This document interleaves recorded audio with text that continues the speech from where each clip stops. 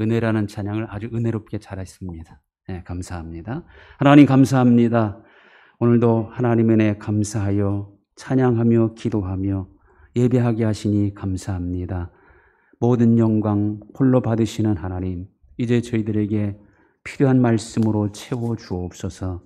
말씀을 들을 때 깨닫게 하시고 깨닫는 대로 그 말씀 붙잡고 순종하여 말씀이 우리의 삶의 능력과 복이 되게 하여 주옵소서. 예수님의 이름으로 기도하옵나이다. 아멘.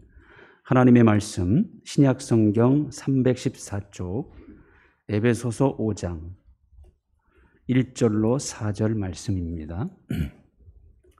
교독하시고 4절은 같이 읽습니다. 에베소서 5장 1절로 4절입니다. 그러므로 사랑을 받는 자녀같이 너희는 하나님을 본받는 자가 되고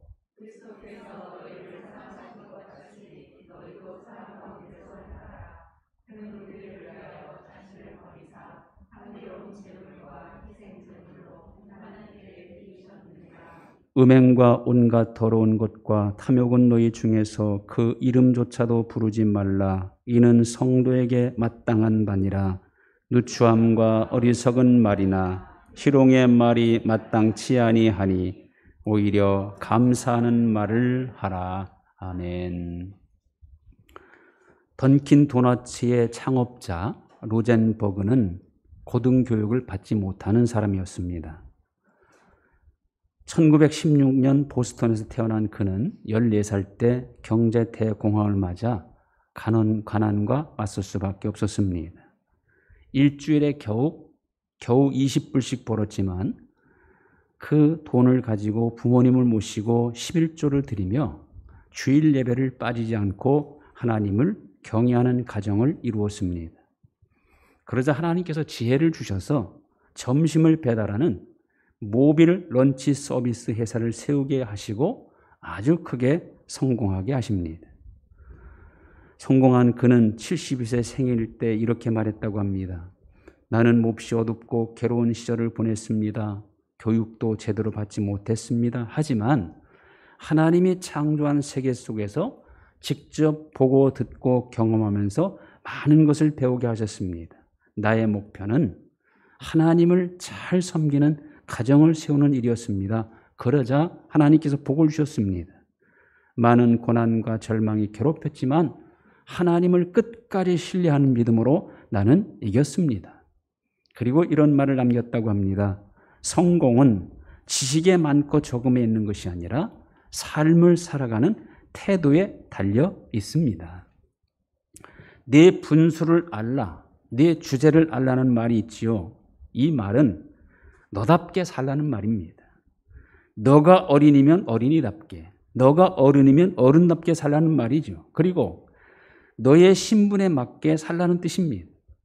너의 신분이 아버지면 아버지답게, 남편이면 남편답게, 어머니면 어머니답게, 아니면 아내답게 그렇게 살라는 거죠. 국가 속에서 또 자기가 속한 조직이나 단체, 직장 속에서 그의 직분에 맞게 행동하고 사는 것이 내 분수를 알라 하는 뜻입니다. 각자 자기에게 맡겨진 직분과 자리에 맞는 책임을 다하는 것입니다. 이게 안 되니까 우리 사회가, 우리나라가 혼란에 빠지고 왜곡되어 가고 있는 겁니다. 어떤 직분을 맡는가, 어떤 자리에 있는가 그것도 중요하지만 더 중요한 것은 그 직분에 합당하게 일하고 책임을 지는 일, 그 자리에 맞는 능력을 발휘하는 것이 더욱 중요합니다. 능력도 없고 전문성도 없는 사람을 보온 인사, 코드 인사, 자기 편을 들을 수 있는 사람이라고 그런 사람만 기용하는 인사가 된다면 그 조직이나 기관은 기능과 역할을 제대로 감당할 수 없게 됩니다. 예수 그리스도를 믿는 우리에게는 세상 사람들이 가질 수 없는 엄청난 특권과 신분이 주어지게 되죠. 영접하는 자, 곧 그 이름을 믿는 자들에게는 하나님의 자녀에게는 권세를 주셨으니 우리는 예수를 믿고 있기 때문에 하나님의 자녀라는 신분을, 이 신분을 받은 사람들입니다. 이 하나님의 자녀는 신분인 동시에 권세입니다.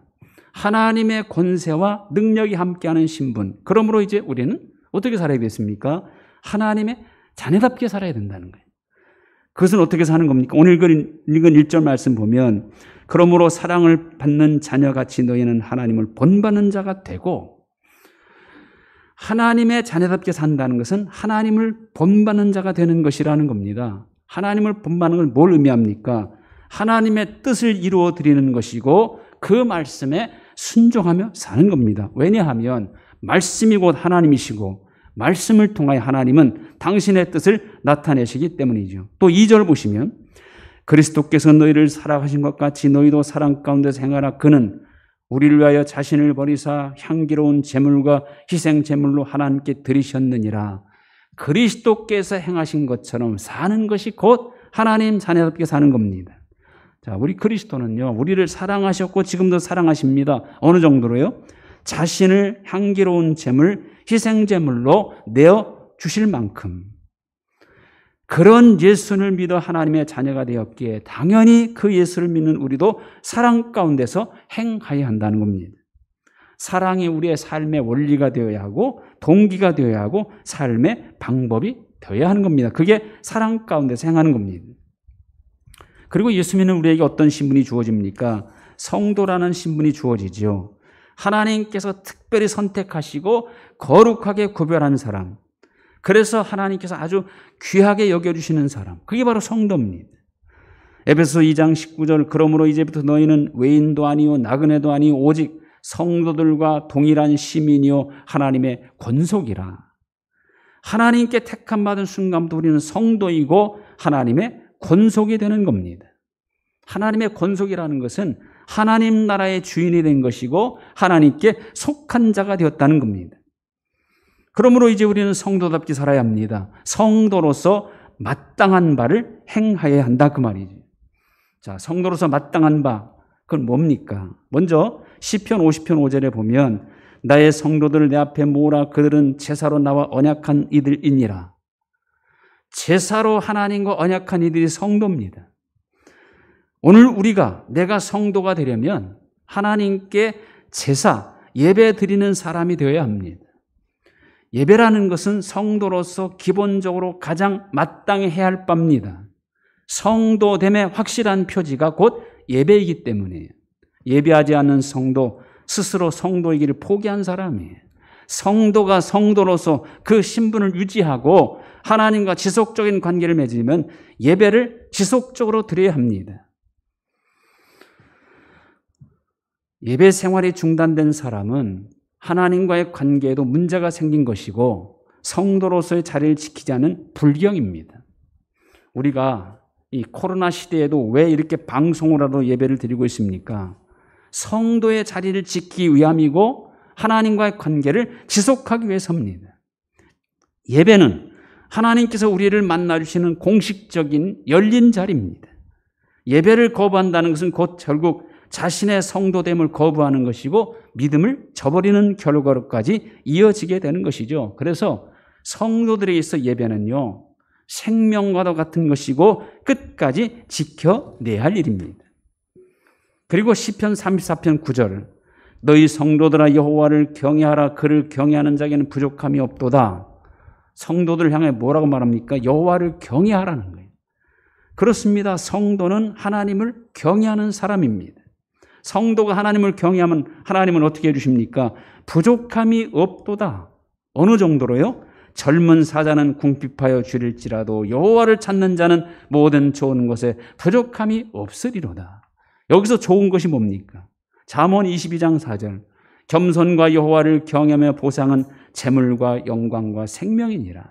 잠언 19장 23절 여호와를 경외하는 것은 사람으로 생명에 이르게 하는 것이라. 경외하는 자는 족하게 지내고 재앙을 당하지 아니하느니라. 재물과 영광과 생명에 부족함이 없게 해주시고 모든 것에 족하게 해주실 뿐 아니라 재앙을 당하지 않게 해주신다는 겁니다. 그뿐이 아니죠. 하나님의 철저한 보호를 받게 해주십니다. 시편 37편 28절 여호와께서 정의를 사랑하시고 그의 성도를 버리지 아니하심이로다. 그들은 영원히 보호를 받으리로다. 성도를 하나님께서 버리신 일은 절대 없습니다. 왜냐하면 하나님은 성도들에게 좋은 것을 주시고 철저하게 보호해 주시기 때문이죠. 그만큼 하나님이 존귀하게 여기는 사람이에요. 그래서 우리 성도들은요, 이 성도의 자리를 끝까지 지켜내야 합니다. 그래야 끝까지 하나님의 보호를 받을 수 있고 하나님의 사랑을 받을 수 있습니다. 성도의 마땅한 바는 인내하는 거예요. 요한계시록 13장 10절, 사로잡힐 자는 사로잡혀갈 것이요 칼에 죽을 자는 마땅히 칼에 죽을 것이니 성도들의 인내와 믿음이 여기 있느니라. 어떤 핍박의 상황에서도 믿음을 지키기 위해서 끝까지 인내해야 한다는 겁니다. 그런 성도들은 하나님이 인정해 주신다는 것이죠. 요한계시록 14장 12절, 성도들의 인내가 여기 있나니 그들은 하나님과 계명과 예수에 대한 믿음을 지키는 자니라. 성도는 계명, 말씀을 끝까지 지키는 사람, 어떤 상황에서도 말씀이 배척당하는 상황에서도 말씀을 붙잡아야 할 사람입니다. 그리고 예수가 부인되고 예수가 구원자가 아니라고 모든 사람들이 거부한다 하더라도 예수님에 대한 믿음을 끝까지 지키는 사람, 그가 바로 성도예요. 어떻게 보면요, 믿음의 분량은 인내의 분량입니다. 예수님 그걸 인정하셨어요. 누가복음 21장 19절, 너희 인내로 너희 영혼을 얻으리라. 우리가 영혼을 얻는 일은 오직 믿음뿐입니다. 근데 여기는 인내로 너희 영혼을 얻으리 하는 거 보면 인내가 곧 믿음이다, 이런 의미죠. 믿음의 길을 가는 것이 왜 힘듭니까? 끝까지 가야 하기 때문이고요.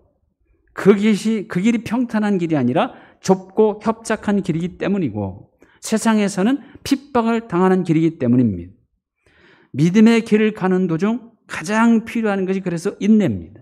지금도 우리는 정말 힘들게 겨우겨우 지켜나갈 수밖에 없는 장애물에 직면하고 있지 않습니까? 우리의 믿음의 길을 가로막는 장애물들은 점점 더 많아질 겁니다. 그러므로 앞으로 더 인내가 필요합니다. 하나님의 구원을 바라보며 반드시 모든 장애물을 넉넉히 물리쳐 주실 것을 소망하며 인내하며 가야 합니다. 인내하기 위해서 더 힘써야 할 일이 있죠. 그건 바로 기도입니다. 그래서 성도에 마땅할 바 또 한 가지는 바로 성도는 기도하는 사람이라는 거죠. 기도가 중단되거나 기도하지 않은 성도는 더 이상 성도라 할 수 없습니다. 왜 우리는 기도해야 합니까? 그것도 쉬지 말고 해야 합니까? 그것이 성도의 자리를 지키는 일이기 때문이고 쉬지 않는 하나님의 도우심을 받는 일이기 때문입니다. 더욱이요, 하나님은 성도의 기도를 절대 외면하지 못하십니다. 요한계시록 5장 8절, 그 두루마리를 취하시며 네 생물과 24장로들이 그 어린 양 앞에 엎드려 각각 검은고와 향이 가득한 금 대접을 가졌으니 이 향은 성도의 기도들이라. 성도의 기도들은요, 금 대접에 담겨 하나님께 올라간다는 거예요. 요한계시록 8장 4절, 향연이 성도의 기도와 함께 천사의 손으로부터 하나님 앞으로 올라가는지라. 성도의 기도는 천사의 손에 들려 하나님 앞에서 올려진다는 거예요. 그러니 얼마나 귀한 겁니까?